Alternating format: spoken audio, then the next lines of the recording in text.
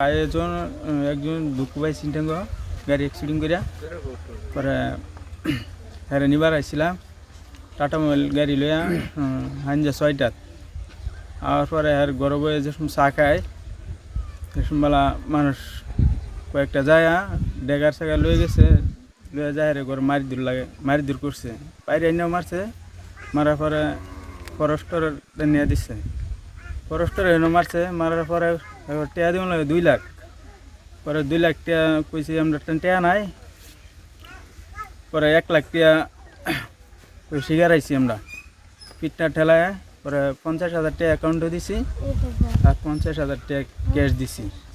তোমার ঘর কোত? দুবরামারি স্যার। এই জায়গাখানির নাম কি? সিনেমিল। একই জায়গা না একই সরাসরি গাঁও? হ্যাঁ। কোনে কোনে মারিছে তোমাকে গম পাইছা? একটু নাম জানি না এডির আমি। কেইজন মানুষ আছিল সিহঁতে? মানুষ আছে 10-12 জন মানুষ আছে। হাতিয়ার আছিল? হাতিয়ার আছে। টাকা তুমি দিছা দেখে কেনেকে দিছে টাকা? নগদ দিছে না ফোন পে দিছে? ফোন পে দিছি 30-40,000 50,000 টাকা ফোন পে দেওয়া হয়েছে আর 50,000 টাকা ক্যাশ দেওয়া হয়েছে। এই ঘটনার মধ্যে এফআইআর করিছা? এফআইআর করছি। তোমালোকৰ কেইজনক মারিছে? 3 জন। 3 জনক কি নাম 3 জন মারিছে যে? মহিদুল ইসলাম, রশিদুল ইসলাম, আব্দুল কালাম। এই 14 তারিখে এক্সিডিং হয়। এক্সিডিং হওয়ার পাছত মোৰ ঘৰত ৰাখি আছে। এই তিনিটা হ'ল তাহাঁতৰ ভাই ককাই। তাহাঁতক জয়টোক চাবলৈ আহিছিল। চাবলৈ অহাৰ পাছত মই চাহ বনাই দিছোঁ ৰাতি 6টা সন্ধিয়া 6টা টাইম 6টা হৈছে এইটো টাইমত তাহাঁতক চাহ বনাই দিছোঁ তাহাঁতে চাহ খাই আছে। চাহ খোৱাৰ টাইমত আহি পেলাই তাহাঁতক চবফালে মানুহ আহি আছে আহি পেলাই তাহাঁতক ধৰিছে কিন্তু ৰেবেনি মাটিক ধৰি পেলাই তাত আমাৰ ঘৰতে মাৰপিট কৰিছে মাৰপিট কৰি পেলাই তাহাঁতি ফৰেষ্ট মাটিত লৈ গ'ল ফৰেষ্ট মাটিত নি পেলাই ফৰেষ্টৰ হাতত দি দিলে দিয়াৰ পাছত এয়া তাহাঁতকতো ধৰি লৈ গ'ল লৈ যোৱাৰ পাছত পইচা জৰিমানা ল'লে তাহাঁতক মাল ধৰা নাই তাহাঁতি আমাৰ ঘৰত ফুৰিবলৈ আহিছে ফুৰা টাইমত যদি তাহাঁতি যদি মাল চুৰ কৰিছে তেতিয়াহ'লে তাহাঁতক থানাত দি দিয়া তাহাঁতক জৰিমানা লৈছে লৈ পেলাই মোৰ ঘৰত মোৰ ল'ৰা ছোৱালী এতিয়া ক'ত আছে মই ক'ব নোৱাৰিম মোক মাৰিছে 2 লাখ মাৰিছে লাখ মাৰি পেলাই মই পলাৰ পাছত মোৰ ঘৰত যিমান বস্তু আছিলে তিনিটা গৰু আছিলে ছোৱালীৰ ডিংগিত চেইন আছিলে চেইনটিও লৈ ল'লে গৰু 3টা লৈ ল'লে। কোনে নিলে গৰু কোনে নিলে? কোনে নিছে? জালালে নিছে জালালে নিয়া কৰাইছে এতিয়া হেৰিৰ ঘৰত জালালৰ কিমানজন মানুহ আছিল তাত?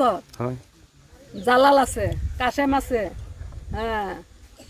এই 9 জন আছে। হাতিয়াৰ আছিল নেকি লগত? হাতিয়াৰ আছিলে লগত। হাতিয়াৰ লৈ পেলাই আপোনাৰ ঘৰত আহি পেলাই আক্ৰমণ কৰিছে? আপোনাৰ গৰু চৰু চব লৈ গৈছে? গৰু চৰু চব লৈ গৈছে। ঘটনা সম্পৰ্কে এজাহাৰ কৰিছেনে? এজাহাৰ কৰি আহিলোঁ। ক'ত কৰিছে? এতিয়াও গৰুকেইটা মুছলিমৰ ঘৰত আছে গৰুকেইটা এতিয়াও দিয়া নাই। এতিয়া কৈছে এই আমাৰ গৰু গোটাই ঘৰৰ পৰা বস্তু লৈ গৈ পেলাই এতিয়া কৈছে আমাৰ গৰু বেচি পেলাই আমাৰ লগত কেছ খেলিব মোক মাৰি পেলাব কৈছে মই ঘৰত যাওঁ মোক মাৰি পেলাব। প্ৰশাসনক কি দাবী জনাব আপুনি?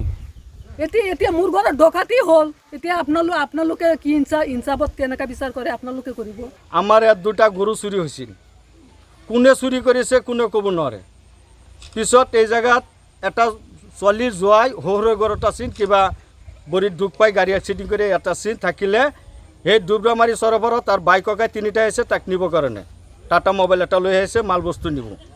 সেইটোৰ পিছত ইয়াত যে গৰু চুৰ হৈছে এই গৰু চুৰিৰ খণ্ডত সিহঁতৰ বাইক ককাক ধৰি ইমান মাৰপিট কৰিছে বেয়া মাৰপিট কৰিছে মাৰপিট কৰি পেলাই সিহঁতৰ ডিংকিত খুৰকি লগাই 2 লাখ টকা দাবী কৰিছে সি পইচা দিব নোৱাৰে। পিছত 50,000 টকা কেছ দি আৰ একাউন্টত 50,000 টকা দিছে দেওয়াৰ পিছত মানুহবিলাক এৰি দিছে। আমাৰ আবদাৰ এটাই আমি উচ্চ ন্যায়ালয় লৈ জুৰিয়া ছুটিপাৰ নগাঁওলৈ আমি কৈ আছোঁ SP ছাৰক কৈ আছোঁ OC ছাৰক কৈ আছোঁ যদি সত্য সি গৰু চুৰ কৰিছে তাক এৰিব নালাগে আৰু যদি এৰি দিছে মানুহটোৰ পাপ নাই মানুহবিলাক মাৰিব নালাগে যদি মাৰিছে জৰিমনা কৰিব নালাগে। আমিও চুৰ বিচাৰি আছোঁ আমি চুৰৰ পক্ষত কথা নকওঁ আমি ন্যায়টোত আছোঁ অন্যায়টোত নাযাওঁ।